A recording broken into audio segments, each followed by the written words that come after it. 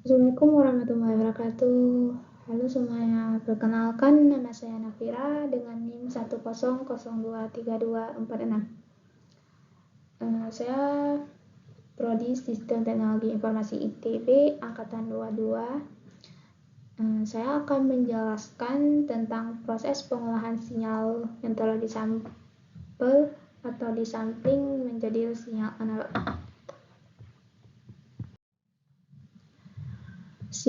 Sinyal adalah suatu besaran fisik yang berubah menurut waktu, ruangan, atau variabel. Sinyal analog bersifat kontinu, yang artinya sinyal yang terus-menerus dan berkelanjutan.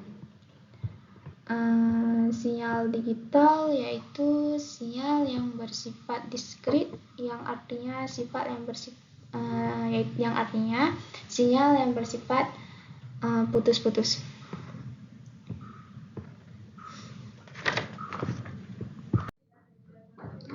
Pengolahan sinyal digital membutuhkan anagonal digital, yang dimana anagonal digital terdiri dari sampling dan kuantisasi. Secara matematik, sampling merupakan teknik pemilihan individu dalam sebuah populasi untuk mengestimasi karakteristik dari populasi tersebut. Teknik yang digunakan untuk merekam informasi analog yaitu YT menjadi bentuk diskrit YN dengan cara mengambil potongan informasi secara periodik yaitu TS. Sinyal kontinu yang dinilai pada periode tertentu yaitu TS. Kalau NT ini biasanya 0T, 1T, 2T. T ini diambil data T ini diambil akan menghasilkan sinyal diskrit, yaitu sinyal ini. Proses pengambilan sinyal diskrit ini data dari waktu ke waktu, yaitu yang disebut sampling. Dan nilai sampling yang akan menentukan seberapa bagus pengambilan data diskrit, yaitu pengambilan data. Sampling merupakan kunci yang digunakan untuk mendigitalisasi informasi analog seperti suara, foto, dan citra atau gambar. Secara matematik, informasi diskrit adalah informasi kontinu yang diambil dari T pada periode tertentu dengan nilai F yang belum ada dari data ke data.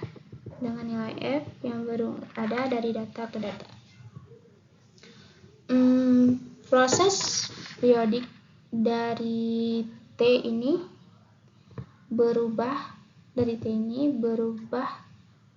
ke T waktu jadi periodik. Sesuai dengan sifat kontinu ini jangan sampai waktu kita sampling datanya hilang, atau datanya itu banyak yang hilang. Ini contoh sampling. Jadi ini kita ambil sinyal analog ini dari waktu ke waktu dengan periode tertentu, sehingga kita mendapatkan data baru yaitu data diskrit. Seperti yang ini yaitu data baru yang telah kita dapatkan setelah kita sampling.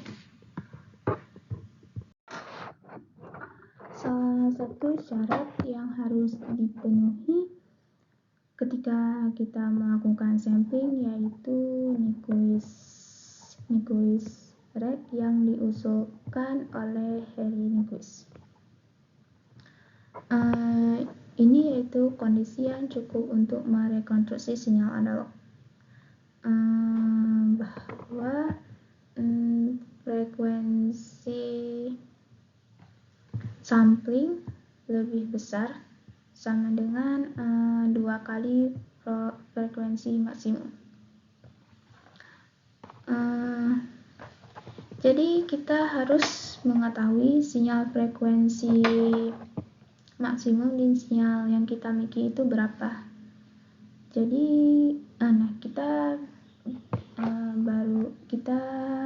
baru kita menentukan sampling itu ada berapa. Jadi kalau frekuensi sampling dua frekuensi maksimum itu disebut minimum sampling, yaitu minimum yang diperbolehkan atau yang cukup bagus. Kalau frekuensi sampling lebih besar 2 kali frekuensi maksimum, ya itu disebut oversampling, yaitu sampling yang berlebihan walaupun kualitasnya bagus. Yang ini yaitu frekuensi sampling lebih kecil 2 kali frekuensi maksimum, disebut undersampling, yaitu syaratnya yaitu sampling ini harus di bawah sampling.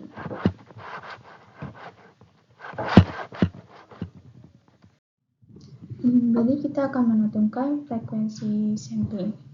Misalkan kita punya sebuah input atau sinyal, kita perlu mentransformasi kode main frekuensi yang seperti ini, yaitu yang di frekuensi maksimum 20 Hz ini. Itu kita tentukan, ternyata frekuensi maksimum ini yaitu 20 Hz. Itu 20 Hz, sehingga frekuensi harus lebih besar dengan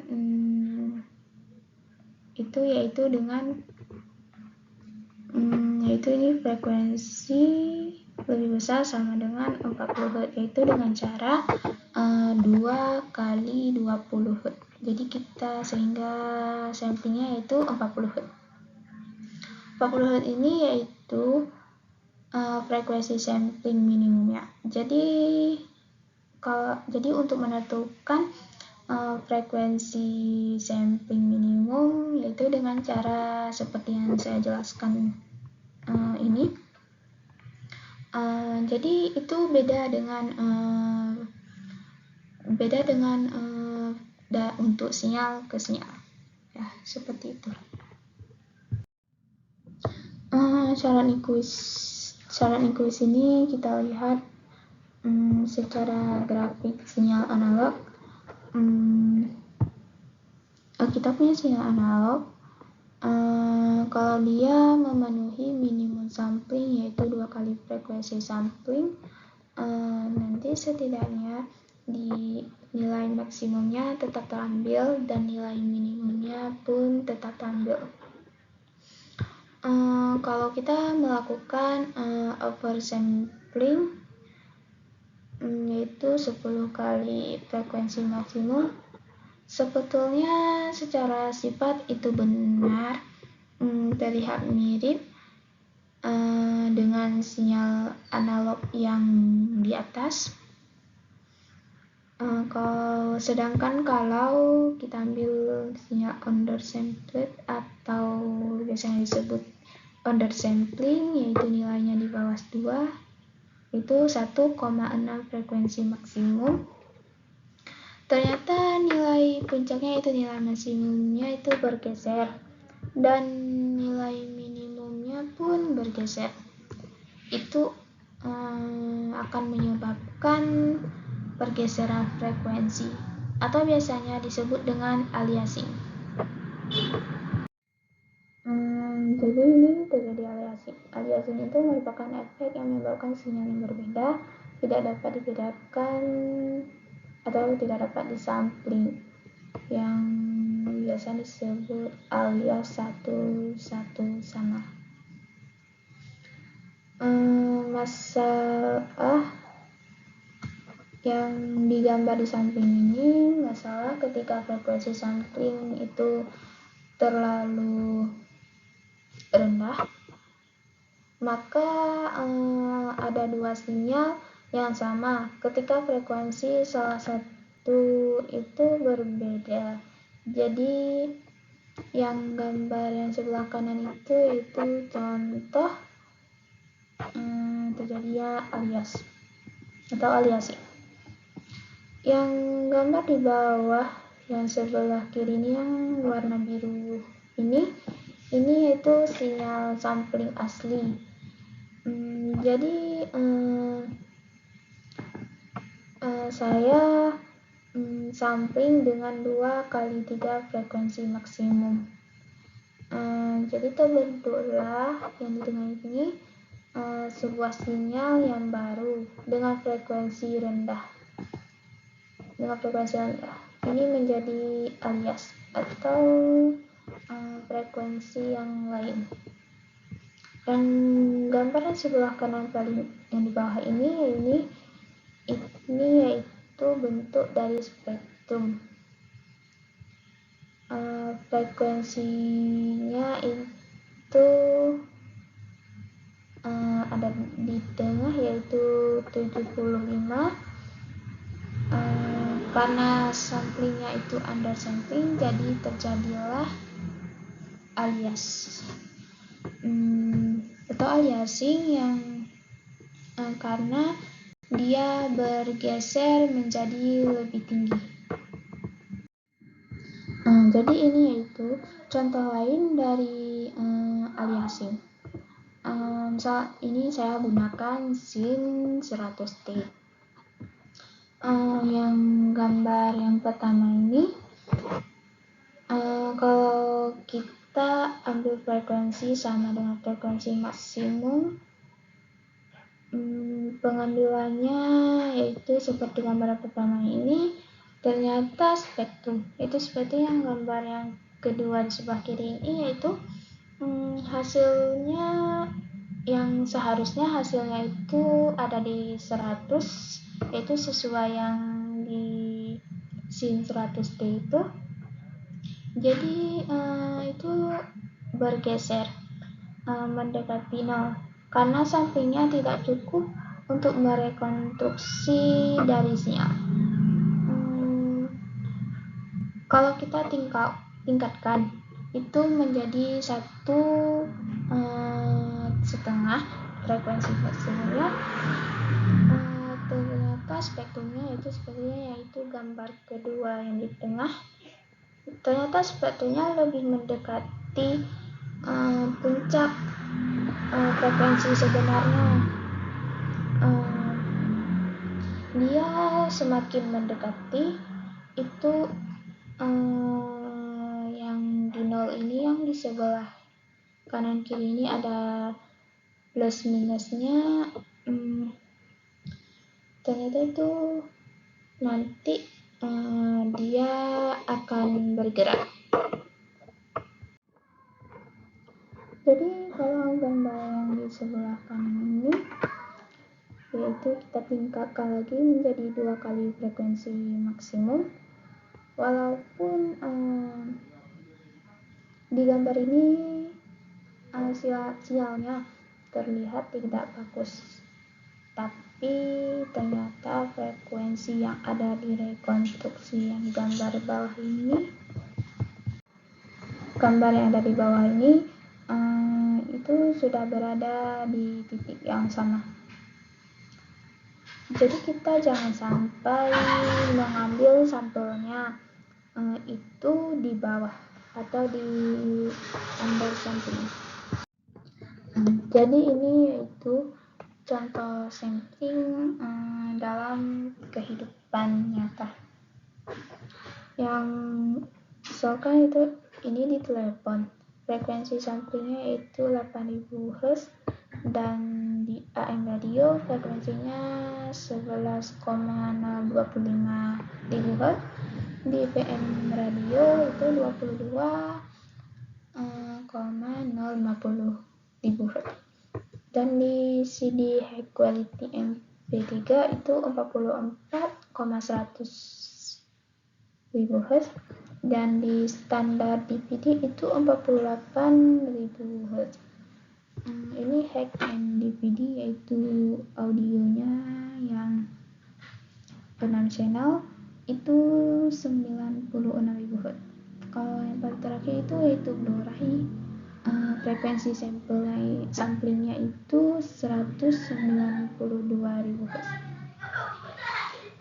Jadi kalau misalkan kualitasnya itu lebih tinggi, itu lebih bagus. Itu kalau misalkan itu kalau secara informasi. Tetapi kalau misalkan secara pengiriman, itu kalau misalkan samplingnya itu lebih tinggi, itu tidak bagus. Nah, kalau ini untuk materi ini cukup sekian. Kalau misalkan ada salah, saya minta maaf. Sekian, terima kasih. Wassalamualaikum warahmatullahi wabarakatuh.